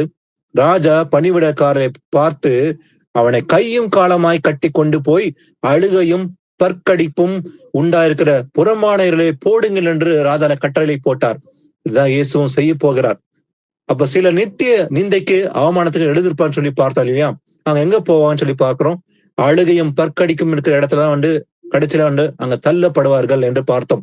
அதுதான் மத்திய 25:41 பார்த்தோம். பிசாசுக்காகவும் அவன் தூதர்களுக்காகவும் ஆயத்தம் பண்ணப்படுகிற இடத்துக்கு போங்கன்னு சொல்லி ஆண்டவர் நியாய தீர்ப்பு கொடுப்பாராம். அடுத்தது, அசட்டை பண்ணினவர்கள் இதுல பிரவேசிக்க முடியாம போயிட்டாங்க. 2வது கூட்டம். ஆனா சிலர் பிரவேசிக்க முயற்சி பண்றாங்க. முயற்சி செய்தாலும் பிரவேசிக்க முடியாத கூட்டம் வரும். பார்க்கலாம். லூக்கா 13:23-28. அப்பொழுது ஒருவன் அவரை நோக்கி, ஆண்டவரே, ரட்சிக்கப்படுவர்கள் சில பேர் தானோ என்று கேட்டான். அதற்கு அவர், இடுக்கமான வாசல் வழியை உட்பிரவேசிக்க பிரயாசப்படுங்கள். அநேகர் உட்பிரவேசிக்க வகை தேடினாலும் அவர்களாலே கூடாமற் போகும் என்று உங்களுக்கு சொல்லுகிறேன். வீட்டெஜமான் எழுந்து கதவை பூட்டின பின்பு நீங்கள் வெளியே நின்று, ஆண்டவரே, ஆண்டவரே, எங்களுக்கு திறக்க வேண்டும் என்று சொல்லி கதவை தட்டும் போது அவர் பிரதியுத்தரமாக, நீங்கள் எவ்விடத்தாரோ, உங்களை அறியேன் என்று உங்களுக்கு சொல்லுவார். அப்பொழுது நீங்கள், உம்முடைய சமூகத்தில் போஜனம் பண்ணினோமே, நீர் எங்கள் வீதிகளில் போதகம் பண்ணினீரே என்று சொல்லுவீர்கள்.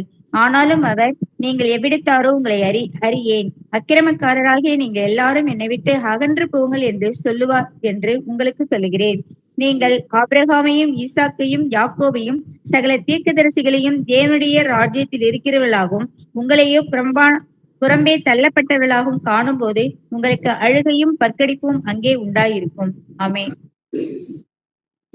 ஆமென். இங்க பாக்குறோம், அதாவது பாருங்க, ஆண்டவரே ரட்சிக்கப்படுகிறவர்கள் சில பேர் தானோ, கொஞ்சம் பேர் மட்டும் தான் ரட்சிக்கப்படுவாங்களா அப்படின்ற ஒரு கேள்வி கேட்கும்போது ஆண்டவர்கிட்ட இடுக்கமான வாசல் வழியா உட்பிரவேசிக்க பிரயாசப்படுங்கள். ஏன்னா கேட்டுக்கு போற வாசல் வழி விசாலமா இருக்குமா, ஜீவனுக்கு போற வாசல் இக்கட்டா இருக்கும், இடுக்கமான வாசலா இருக்குமா. அதான் ஆண்டவர் சொல்லி இடுக்கமான வாசல் வழியா பிரவேசிக்க பிரயாசப்படுங்கன்னு சொல்லி ஆண்டவர் சொல்லிட்டு, ஆனா அநேக உட்பிரவேசிக்க வகை தேடினாலும் சொல்ற ஆண்டவர் அதெல்லாம் பிரவேசிக்கணும். எதுல? இடுக்கமான வழியை தான் நீங்க வரணும்னு சொல்லி பிரவேசிக்க முயற்சி பண்ணுங்க சொல்லிட்டு ஆண்டவர் சொல்லிட்டு சொல்றாரு, அநேகர் உட்பிரவேசிக்க வகை தேடினாலும் அவர்களால் கூடாமற் போகும் என்று உங்களுக்கு சொல்லுகிறேன். இதுதான் இயேசுவின் வருகை முன்பாக நடக்கிற ஒரு முக்கியமான சம்பவம். அவர் வருவதற்கு முன்பாக அநேக ட்ரை பண்ணுவாங்க, ஆனால் முடியாம போகும். ஏன்னா வீட்டேஜமான் எழுந்து கதவை பூட்டின பின்பு நீங்கள் வெளியே நின்று ஆண்டவரே ஆண்டவரே எங்களுக்கு திறக்க வேண்டும் என்று சொல்லி கதவை தட்டும் போது அவர் பிரதியுத்தரமாக நீங்கள் எவ்விடத்தாரோ உங்களை அறியேன்னு சொல்லிடுவாராம். அப்படிதான் புத்தி இல்லாத கன்னிகள் அப்படிதான் இருப்பாங்க. அதெல்லாம் பார்க்கிறோம் இல்லைங்களா? கதவை தட்டும் போது கதவு அடைக்கப்பட்ட பிறகு நான் உங்களை அறியேன்னு தான் சொல்லுவாராம். அப்ப இயேசு வருகை பின்பு அது வாய்ப்பே கிடையாது. இன்னைக்கு மட்டும்தான் கிருபையும் வாய்ப்பும் உண்டு மனம் திரும்பத்துக்கு. அப்போது நீங்கள் உம்முடைய சமூகத்தில் போதனம் பண்ணினோமே அப்படின்னு சொன்னாலும் கூட, நீர் எங்கள் வீதிகளில் போதகம் பண்ணீரே என்று சொன்னாலும் கூட, ஆனாலும் அவர் என்ன சொல்லுவாரா, நீங்கள் எவ்விடத்தாரோ உங்களை அறியேன், அக்கிரமராகிய நீங்கள் எல்லோரும் என்னை விட்டு அகன்று போங்கள் என்று சொல்லுவார் என்று உங்களுக்கு சொல்லுகிறேன் சொல்லி ஆண்டவர் சொல்றாராம். அப்ப நீங்கள் ஆபிரகாமையும் ஈசாக்கையும் யாக்கோபையும் சகல தீர்க்கதரிசிகளும் தேவனுடைய ராஜ்யத்தில் இருக்கிறவர்களாகவும் உங்களையோ புறம்பே தள்ளப்படுவதாகவும் காணும் போது உங்களுக்கு அழுகையும் பற்கடிப்பும் அங்கே உண்டாயிருக்கும். அப்ப இயேசு கிறிஸ்து வருகும் போது இடது பக்கமா இருக்கிற என்ன பண்ண போறாரு, அழுகையும் பற்கடிக்க இருக்கிற இடத்த தள்ளி விடுவார் ஆண்டவர். ஏன்னா அவங்க அந்த ஆண்டவருடைய வசனத்தை அசட்டை பண்ணினவர்கள், வசனத்தை கீழ்ப்படியாம கள்ளத்திற்கு சொன்னவர்கள், தவறாக போதித்து ஜனங்களை திசை திருப்பினவர்கள், பரலோக ராஜ்யத்தை பூட்டி போட்டவர்கள் அத்தனை பேரும் எங்க தள்ளுவாராம், அழுகையும் பற்கடிக்க இருக்க இடத்துக்கு தள்ளி விடுவார் ஆண்டவர். வாசிக்கலாம், எரேமியா 4:4 வாசிக்கலாம். யூதா மனுஷரே, எருசலேமின் குடிகளே, உங்கள் கிரியைகளுடைய பொல்லாப்பின் நிமித்தம் என் உக்கிரம் அக்னியை போல எழும்பி அவிப்பார் இல்லாமல் எரியாதபடிக்கு நீங்கள் கர்த்தருக்கு என்று உங்களை விருத்த சேதனம் பண்ணி உங்கள் ஹிருதயத்தின் நுனித்தோலை நீக்கி போடுங்கள். ஆமேன். ஆமேன். அந்த மக்களை பார்த்து யூத ஜனங்களை, எபிரேய மக்களை ஆண்டு சொல்றாரு, யூதா மனுஷரே, எருசலேமின் குடிகளே, உங்கள் கிரிகளுடைய பொல்லாப்பின் நிமித்தம். அவங்க கிரிகள் எப்படி இருந்தா பொல்லாப்பு இருந்தா தீமை செய்தார்கள் அவர்கள். பொல்லாப்பின் நிமித்தமாக என் உக்கிரம் அக்னியை போல் எழும்புமா, கர்த்தருடைய கோபம் எப்படி எழும்புமா, உக்கிரமாய் போல எழும்பி அவிப்பார் இல்லாமல் எரியாதபடிக்கு நீங்கள் என்ன பண்ண வேண்டும், கர்த்தர் கண்டு உங்களை விருத்த சேதனம் பண்ணி உங்கள் இடத்தில் நுனித்தோலை நீக்கி போடுங்கள். ஆண்டவர் அவங்களை எச்சரித்தார். ஆண்டவர் அன்னைக்கு கூட அவருடைய கோபத்தை ஆற்ற என்ன பண்ணணுமா, விருத்த சேதனம் பண்ண வேண்டும். எது? இழுத்த நுனித்தோலை நீக்க வேண்டும் இருத்தலே. ஆனா கர்த்தர் இன்னைக்கு என்ன சொல்றன்னு பார்க்கலாம். ரோமர் 2ஆம் அதிகாரம் 28-29. ஆதலால் புறம்பாக யூதனானவன் யூதன் அல்ல, புறம்பாக மாம்சத்தில் செய்யப்படும் விருத்த சேதனமும் விருத்த சேதனம் அல்ல, உள்ளத்தில் யூதனானவனே யூதன். எழுத்தின்படி உண்டாகாமல் ஆவியின்படி இருதயத்தில் உண்டாகும் விருத்த சேதனமே விருத்த சேதனம். இப்படிப்பட்டவனுடைய புகழ்ச்சி மனுஷராலே அல்ல, தேவனாலே உண்டாயிருக்கிறது. ஆமீன். ஆமீன். அதாவது புறம்பாக யூதனானவன் யூதன் அல்ல. இன்னைக்கு யூதர்கள் சொல்லி தாங்கள் சொல்லிக் கொண்டாலும் இன்னைக்கு அவங்க யூதல் கிடையாது. அத வசனம் கூறுகிறது, புறம்பாக யூதனானவன் யூதன் அல்ல. அப்ப புறம்பாக மாம்சத்தில் செய்யப்படும் விருத்த சேதனம் அல்லன்னு சொல்லிட்டு ஆண்டவர் சொல்றாரு, உள்ளத்துல யூதனானவனே யூதன். அப்ப நாம உள்ளத்துல யூதனா இருந்தா நாம தான் யூதலா இருக்க போறோம் இல்லைங்களா? அப்ப எழுத்தின்படி உண்டாகாம ஆவின்படி இடத்திலே உண்டாகும் விருத்த சேதனமே உண்மையான விருத்த சேதனம். இப்படிப்பட்டவர்களுக்குரிய புகழ்ச்சி மனுஷனால் அல்ல, தேவனால் உண்டா இருக்குது. அப்போ நாம் எல்லாரும் உள்ளத்துல இருத்துல விருத்தசேதனம் பண்ணப்பட்டிருக்கிறோமா? அது எழுத்தின்படி அல்ல, இல்லைங்களா? அன்னைக்கு எழுத்தின்படி இருந்தது, இன்னைக்கு எழுத்தினால் அல்ல, மையினால் அல்ல, இல்லைங்களா? அப்ப இப்படிப்பட்ட விருத்தசேதனம் நமக்கு உண்டு, இல்லைங்களா? ஆவின் படி நம்ம இடத்துல விருத்தசேதனம் பண்ணப்பட்டிருந்தா நாம தான் உண்மையில யூதலா இருக்க போறோம். அப்போ ஆண்டவர் சொல்றாரு, அந்த மக்களை எச்சரித்தாரு இல்லையா, இருத்துல விருத்தசேதனம் பண்ண வேண்டும். அப்ப இன்னைக்கு நம்ம இடத்துல விருத்தசேதனம் பண்ணினால் நாமும் இந்த தீமையை விட்டு விலகி அவர் ராஜர் பிரவேசிக்க முடியும். அதுக்குதான் ஆண்டவர் சொல்றாரு, ஒரு விஷயம் நான் எல்லாருமே அறிந்து கொள்ள ஒரு முக்கியமான விஷயம், நம்முடைய பிள்ளைகளை கண்டிப்பது அவசியம். வாசிக்கலாம், நீதிமொழிகள் 23:13-14 வாசிக்கலாம். பிள்ளைகளை தண்டியாமல் விடாதே, அவனை பிரம்பினாலே அடித்தால் அவன் சாகான். நீ பிரம்பினாலே அவனை அடிக்கிறதினாலே பாதாளத்துக்கு அவன் ஆத்மாவை தப்புவிப்பாய். பிள்ளையை தண்டியாமல் விடாதே, பிள்ளைகளை சிட்சிக்க வேண்டும், கண்டிக்க வேண்டும் என்று வேதம் எச்சரிக்கிறது. ஏன்னா அவனை பிரம்பினால் அடித்தால் அவன் சாக மாட்டான். அப்ப எந்த பிரம்பு சொல்றாரு ஆண்டவர்? தேவனுடைய வார்த்தை என்று பார்த்தோம் இல்லைங்களா? பிரம்பு என்பது லிட்டரலா ஒரு பிரம்பு எடுத்து அடிக்கணும் சொல்ல, ராட் என்பது தேவனுடைய வார்த்தை என்று பார்க்கிறோம். அப்போ பிள்ளை சிட்சிப்பும் போது தேவனுடைய வார்த்தை நிமித்தமாக அவனை கண்டித்து சிட்சிக்க வேண்டும். அதனால அடித்து அவன் சாக மாட்டான். அப்ப நீ பிரம்பினால் அவனை அடிக்கிறதுனால் பாதாளத்துக்கு என்ன நடக்குமா? அவன் ஆத்மாவை தப்புவிப்பாய். அப்ப பிள்ளைய சிறு வயசுலயே நம்ம தேவனுடைய வார்த்தையில நம்ம நடத்தி கண்டித்து சிட்சித்து நடத்தினால் அப்போ பாதாளத்துக்கு என்ன நடக்குமா? அவன் ஆத்மா தப்பிக்கப்படும். அதுதான் சொல்றது, ஆண்டவர் சொல்றாரு, பிரம்பை கை ஆடாதவன் தன் மகனை பகைக்கிறானா, அவன் மேல் அன்பா இருக்கிறவனோ அவனை ஏற்கனவே தண்டிக்கிறான். அப்ப பிள்ளை மேல் அன்பு இருந்தால் நம்ம சிட்சிப்பது அவசியம். ஏன்னா அவனுடைய ஆத்மா பாதாளத்துக்கு தப்பிக்கப்படும். அப்போ ஏன்னா இந்த பாதாளம் என்பது இது மனுஷனுக்காக நியமிக்கப்பட்ட ஒரு இடமே அல்ல, பிசாசுக்கான அவன் தூதருக்காக வைத்திருக்கிற இடம் அது, இல்லைங்களா? அக்கினி கடல். ஆனா பாவம் செய்ததுனாலதான் அங்க தள்ளப்படுறாங்க. அதனாலதான் அந்த பாதத்தை தப்பு வைக்க வேண்டும் என்றால் அப்ப நம்ம என்ன பண்ணுமா? சிட்சித்து கண்டிச்சு நடந்தது நம்முடைய கடமை என்று பார்க்கும். பிள்ளைகள் பரவாயில்லப்பா, சிறு பிள்ளைகள் தானே, அப்படிதான் இருப்பாங்க என்று நம்ம ஒருபோதும் நினைக்க கூடாது. தேவனுடைய வார்த்தையினால அவன் கண்டித்து சிட்சித்து நடத்தினால் நாளைக்கு அந்த பிள்ளைகள் தேவனுடைய வார்த்தை நடப்பாங்க. அதனால ஆண்டவர் எச்சரிக்கிறார். அடுத்தது வாசிக்கலாம், இந்த உயிர்த்தெழுதலை பத்தி ஒரு 2-3 வருஷத்தை வாசித்து முடிக்கலாம். 1 கொரிந்தியர் 15:20-23. கிறிஸ்துவோ மரித்தோரிலிருந்து எழுந்து நித்திரை அடைந்தவர்களில் முதற் பலனானார். மனுஷனால் மரணம் உண்டானபடியால் மனுஷனால் மரித்தோரின் உயிர்த்தெழுதலும் உண்டாயிற்று. ஆதாமுக்குள் எல்லாரும் மரிக்கிறது போல கிறிஸ்துவுக்குள் எல்லாரும் உயிர்ப்பிக்கப்படுவார்கள். ஆமென். கிறிஸ்துவோ மரித்தோரிலிருந்து எழுந்து நித்திரையடைந்தவர்களில் முதல் பலனானார், ஃபர்ஸ்ட் ஃப்ரூட்ஸ். இயேசு கிறிஸ்து மரித்தார், 3ஆம் நாள் உயிர்த்தெழுந்தார். அவர் நித்திரை அடைந்தவர்களில் முதல் பலனானவர் யாரு? இயேசு கிறிஸ்து தான். அப்ப மனுஷனால் மரணம் உண்டானபடினாலே மனுஷனால் மரித்தோரின் உயிர்த்தெழுதலும் உண்டாயிற்று. எப்படியா? ஆதாமுக்குள் எல்லோரும் மரிப்பது போல. அப்ப ஆதாமுக்குள்ள எல்லோரும் மரிப்பது நியமிக்கப்பட்டிருக்குது, இல்லைங்களா? மனுஷனுக்கு நியமிக்கப்பட்டிருக்கிற காரியம் என்ன? ஒரு தரம் மரிப்பதும் பின்பு நியாயத்தரும் தீர்ப்பு அடைவதும் அவனுக்கு நியமிக்கப்பட்டிருக்குது ஒவ்வொரு மனுஷனுக்கும் என்று பார்க்கிறோம். அப்ப ஆதாமுக்குள் எல்லோரும் மரித்தது போலவே கிறிஸ்துக்குள் எல்லோரும் உயிர்ப்பிக்கப்படுவார்களாம். எப்போது? அவன் தன் வரிசையில உயிர்ப்பிக்கப்படுவான். அப்போ உயிர்ப்பிக்கப்படும் போது என்ன நடக்குமா? பின்பு அவர் வருகையில் அவரோடு உயிர்ப்பிக்கப்படுவார்கள். யார் உயிர்ப்பிக்கப்படுவார்கள் சொல்லி பாக்குறோம் இல்ல? வசந்த கை கொண்டு நடந்து அவர் வசனப்படி நடந்து முடிவு நிலைத்தவர்கள் மட்டுமே உயிர்ப்பிக்கப்படுவார்கள்.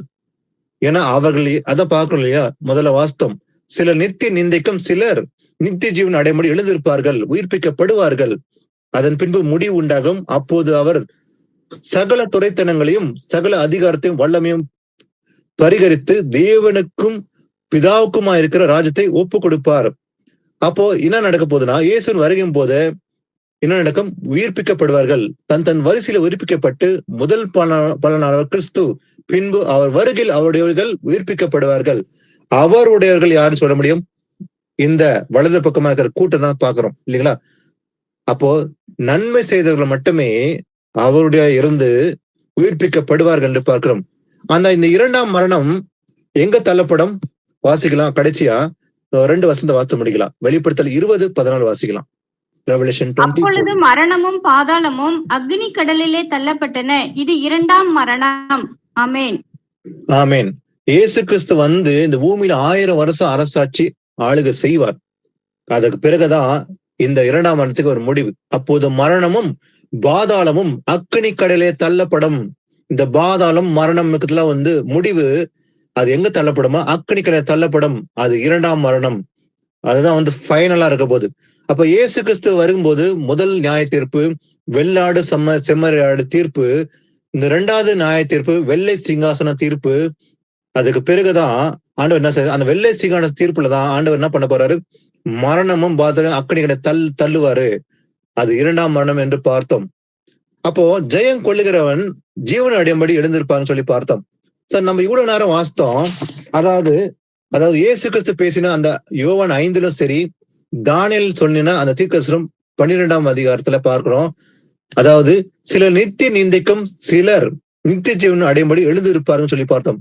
இயேசு கிறிஸ்து பேசும்போது கூட யோவான் 5ஆம் அதிகாரத்தில் கூட இயேசப்பாவும் சொல்றாரு, இதை குறித்து நீங்க ஆச்சரியப்பட வேண்டாம். ஏன்னா பேத குடியில் உள்ளவர்கள் அனைவரும் அவருடைய சத்தத்தை கேட்கும் காலம் வரும். அப்போது நன்மை செய்தவர்கள் ஜீவன் அடையும்படி எழுந்திருப்பாங்க, தீமை செய்தவர்கள் ஆக்கணி அடையும்படி எழுந்திருப்பார்கள், புறப்படுவார்கள் என்று சொன்னார் இயேசப்பா.